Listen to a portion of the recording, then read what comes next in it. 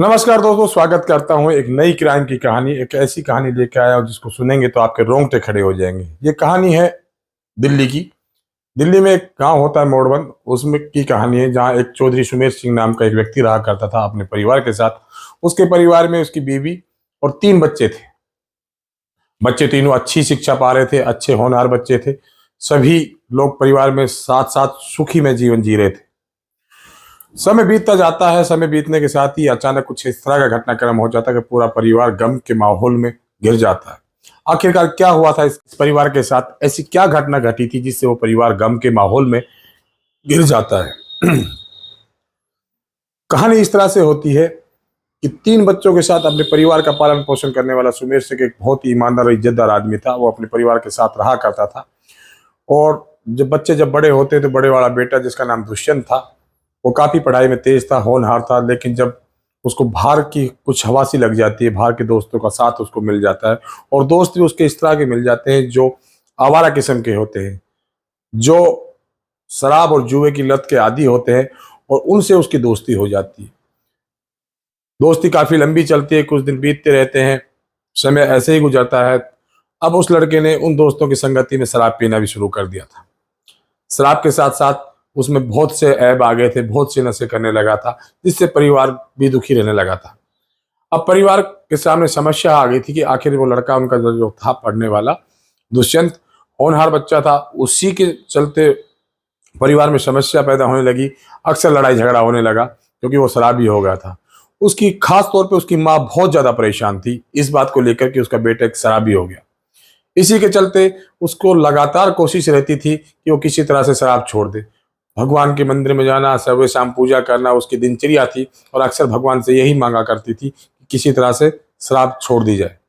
लड़के की जो माँ होती है दुष्यंत की, वो हर कोशिश करती है अपने बेटे की शराब छुड़ाने की, और काफी कोशिशों के बाद भी, समझाने के बाद भी वो लड़का शराब नहीं छोड़ पाता है। इसी के चलते वो अड़ोसी पड़ोसी से भी ये पूछती है कि किसी तरह से मेरे बेटे की शराब छूट जाए, वो सही रास्ते पे आ जाए। हर माँ बाप का सपना होता है अपने बेटे को सही रास्ते पे लेके जाना, उसके परिवार को आगे बढ़ाना। लेकिन उस लड़के को लाख समझाने के बाद भी वो नहीं समझ पा रहा था, और उसमें एक धुन सी सवार थी उन दोस्तों की, और उन दोस्तों के साथ ही अक्सर बैठा करता था। कुछ समय गुजरता था, उसका एक दोस्त होता है जिसका नाम होता है बिल्लू। वो अचानक अपने 3 दोस्तों के साथ लेकर के कनाडा चला जाता है। कनाडा जाकर वो काम की तलाश करता है, लेकिन उनके 3 दोस्त हैं वो वापस लौट आते हैं। उनको कोई काम धंधे में उनको सफलता नहीं मिलती, और जो बिल्लू नाम का लड़का होता है उसका दोस्त, वो कनाडा में जाके सेटल हो जाता है।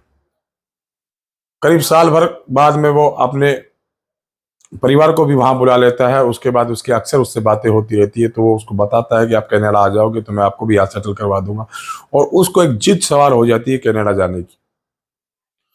वो अपने माँ बापों से अक्सर इसी बात को लेकर लड़ाई करने लगा कि मुझे कनाडा जाना है, मुझे पैसों की जरूरत है, आप मुझे पैसे दीजिए और मैं अपना वीजा लगवाना चाहता हूँ जिससे मैं कनाडा जा सकूँ, वहां जाकर कमा सकूँ। लेकिन उसके घर वाले ये चाहते थे कि इसकी शादी कर दी जाए और इसको सही रास्ते पे लाया जाए, उसके बाद ये कनाडा जाना चाहे तो चला जाए। लेकिन लगातार उनके लड़ाई झगड़े बढ़ते ही है। तो उसकी माँ किसी से पूछती है कि किस तरह से मैं अपने परिवार में ये सुखी खुशी का माहौल ला सकती हूँ, किस तरह से मैं अपने परिवार को इस लड़ाई झगड़े से बचा सकती हूँ। तो कोई आदमी उसको सलाह दे देता है कि एक बाबा है जो पूजा के जरिए शराब छुड़वा देता है। उस लड़के की जो माँ होती है दुष्यंत की, वो हर कोशिश करती है अपने बेटे की शराब छुड़ाने की, और काफी कोशिशों के बाद भी, समझाने के बाद भी वो लड़का शराब नहीं छोड़ पाता है। इसी के चलते वो अड़ोसी पड़ोसी से भी ये पूछती है कि किसी तरह से मेरे बेटे की शराब छूट जाए, वो सही रास्ते पे आ जाए। हर माँ बाप का सपना होता है अपने बेटे को सही रास्ते पे लेके जाना, उसके परिवार को आगे बढ़ाना।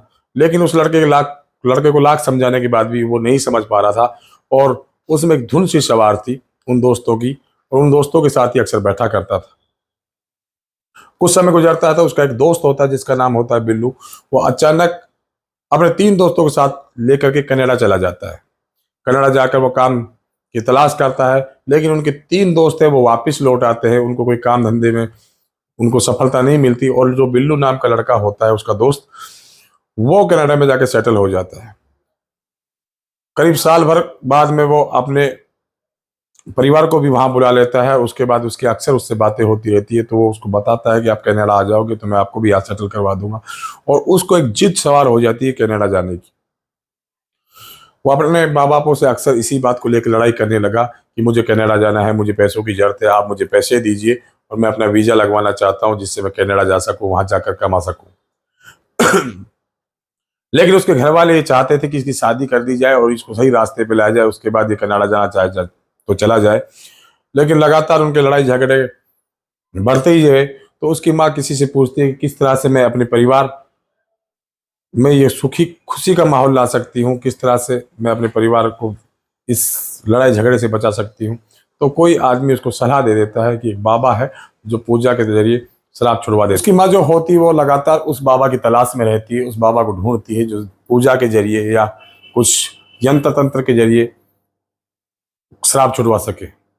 अब एक दिन उसको वो बाबा मिल जाता है और उस बाबा से वो प्रार्थना करती है कि महाराज ऐसे ऐसे मेरा एक बच्चा है और वो शराब का आदी हो गया है, मैं उसकी शराब छुड़वाना चाहता हूँ। तो बाबा जी उसको कहते हैं कि आपके घर में हमें पूजा करनी पड़ेगी और हम एक यंत्र देंगे और उसके गले में बांध देना जिससे वो शराब छोड़ देगा। अब वो एक दिन ऐसा होता है कि वो बाबा जी उनके घर आ जाता है, उनके घर एक पूजा रखी जाती है, पूजा में बाबा जी हवन करता है, हवन करने के बाद में वो एक ताबीज़ दे जाता है और अब उसकी माँ से कहता है कि अपने बेटे के गले में बांध देना। उस तांत्रिक के आ जाने के बाद वो लड़का और भी ज़्यादा गुस्सा हो जाता है। वो कहता है कि मेरी माँ तांत्रिक के जरिए मुझे अपने वश में करना चाहती, इसी गलतफहमी के चलते वो और भी शराब पीने लगता है। लेकिन उसकी माँ उसको ताबीज़ बांध देती है, लेकिन ताबीज़ का असर कुछ हो नहीं रहा होता है, जिसके चलते वो अक्सर लड़का शराब पीता है और बाहर ही घूमता रहता है। लेकिन अचानक उसका एक्सीडेंट हो जाता है। एक्सीडेंट होने के बाद में वो हॉस्पिटल पहुंच जाता है। हॉस्पिटल में काफ़ी समय गुजारता है वो, और समय गुजारने के बाद वो ठीक होने लगता है और ठीक होने के बाद वो घर लौट के आता है। घर लौट कर ये सोचता है कि मेरी माँ ने जिस तांत्रिक को बुला करके मेरे गले में ताबीज़ बनवाया था उसी की वजह से मेरा एक्सीडेंट हुआ है। और अब वो और शराब पीने लगा, अपने दोस्तों आवारा दोस्तों के साथ लगातार घूमने लगा, दो दो तीन तीन घर से गायब रहने लगा और शराब का बिल्कुल आदी हो चुका था, जिसके चलते उसके परिवार में रोजीना घरे क्लेश होने लगा, रोज रोज लड़ाइयाँ होने लगी और वो बहुत ही ज़्यादा परेशान करने लगा अपने परिवार के सभी लोग। उसी की इन आदतों से बहुत परेशान थे, दुखी थे। एक दिन वो गुस्से में आता है, अपनी माँ से लड़ाई झगड़ा करके वो वहाँ से भाग जाता है घर छोड़ करके। उसके बाद वो लड़ाई झगड़ा करके अपने घर से भाग जाता है और भागने के बाद में वो सीधा जाता है एक चाकू खरीदता है। चाकू खरीदने के बाद 2-3 दिन बाद शराब पी करके वो घर आता है और घर आकर के उसकी माँ अकेली होती है और माँ से लड़ाई करने लगता है। लड़ाई झगड़ा इतना बढ़ जाता है कि माँ बेटे की तो जोर जोर से बोलचाल ही होती है और बोलचाल के दौरान वो लड़का शराब के नशे में गुस्से में आ जाता है। गुस्से में आकर के वो चाकू निकालता है और अपनी माँ पे लगातार चाकू से वार करने लगता है। और लगातार चाकू से वार करने के बाद उस जब तक वार करता रहता है जब तक उसकी माँ मर नहीं जाए।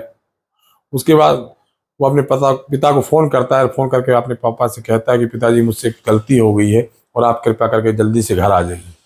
उसके पिता सुमेर सिंह अपने घर लौट के आते हैं। घर लौट के आने के बाद अपने बेटे से मिलते हैं। बेटे से पूछते हैं कि तुमने क्या गलत काम किया है जिसकी वजह से तुमने मुझे बुलाया है। तो अपने पिता से कहता है कि आप छत पे जाकर देख लीजिए, ऊपर आपको मेरी गलती नज़र आ जाएगी। उसके बाद उसके पिता उसकी घर की छत पे जाते हैं, जाकर देखते हैं तो उसकी माँ लहूलुहान हालत में पड़ी हुई होती है। इसको देख के उसकी चीख निकल जाती है और जोर से चिल्लाता है। उसके बाद एम्बुलेंस बुलाई जाती है, उसकी माँ को हॉस्पिटल पहुंचाया जाता है। हॉस्पिटल पहुंचा जैसे ही पहुंचते थे डॉक्टर उसको मृत घोषित कर देते हैं कि ये बिल्कुल पूरी तरह से मर चुकी होती है। उसके बाद पुलिस भी अड़ोसी पड़ोसी जब वहाँ भीड़ इकट्ठी होने लगती है तो अड़ोसी पड़ोसी के जरिए पुलिस को सूचना दी जाती है और पुलिस भी मौके पे पहुंच जाती है। पुलिस आकर के मौके मुआयना करती है, पूरी जांच पड़ताल करती है। उसके बाद उस लड़के का नाम पता करती है और नाम पता करने के बाद पुलिस को ये पता लगता है कि वो शराबी है, आतन शराबी है, जिसके घरे क्लेश करता रहता है। इसकी वजह से उसने अपनी माँ की हत्या कर दी है। उसके बाद पुलिस उसको ढूंढने लग जाती है। पुलिस जांच करती है, पुलिस एक दिन उसको गिरफ्तार कर लेती है। गिरफ्तार करने के बाद पुलिस उससे पूछताछ करती है आखिरकार उसने अपनी माँ को क्यों मारा। तो पुलिस को बताता है कि मेरी माँ तंत्र विद्याओं के द्वारा मेरे को अपने वश में करना चाहती थी, मेरी शराब छुड़ाना चाहती थी। इसी के चलते मैं उनसे नाराज़ था और वो बार बार पूजा के बहाने मेरे गले में ताबीज़ वगैरह बांधते थे, जिसकी वजह से मेरा एक्सीडेंट हो गया और एक्सीडेंट होने की वजह से मैं बहुत परेशान था। 3 दिन से लगातार मैं यही सोचता रहा कि आखिर मैं अपनी माँ से छुटकारा कैसे पाऊँ और इस लड़ाई से कैसे बचूँ।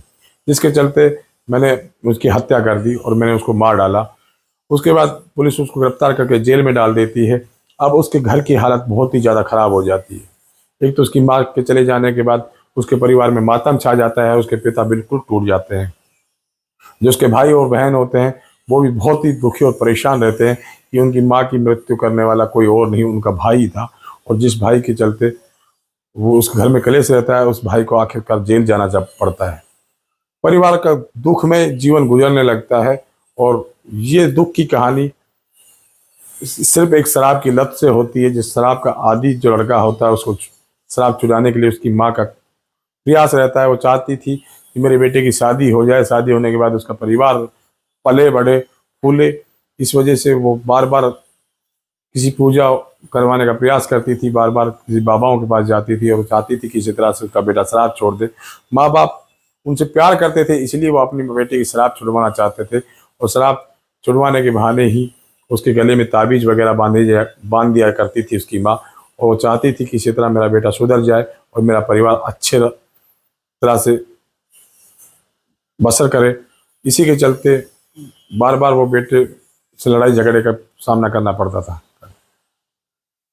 ये कहानी से यही सीख मिलती है कि जब बच्चे बिगड़ने लगते हैं तो बच्चों पे निगाह रखनी चाहिए, अपने बच्चों के चाल चलन को देखना चाहिए माँ बापों को, और अपने बच्चों को समय पे ही कंट्रोल करना चाहिए। अगर किसी गलत संगति में है तो बच्चे पे तुरंत लगाम लगानी चाहिए। ये कहानी हमें यही सीख देती है कि पेरेंट्स को अपने बच्चों को पे भी बहुत ज़्यादा विशेष ध्यान देना चाहिए, क्योंकि समाज में कई तरह के असामाजिक तत्व होते हैं जिनके साथ मिलकर उनके परिवार की खुशियाँ छीन ली जाती है। और यही कहानी है। और कल मिलते हैं एक नई कहानी के साथ। जब तक के लिए जय हिंद, जय भारत।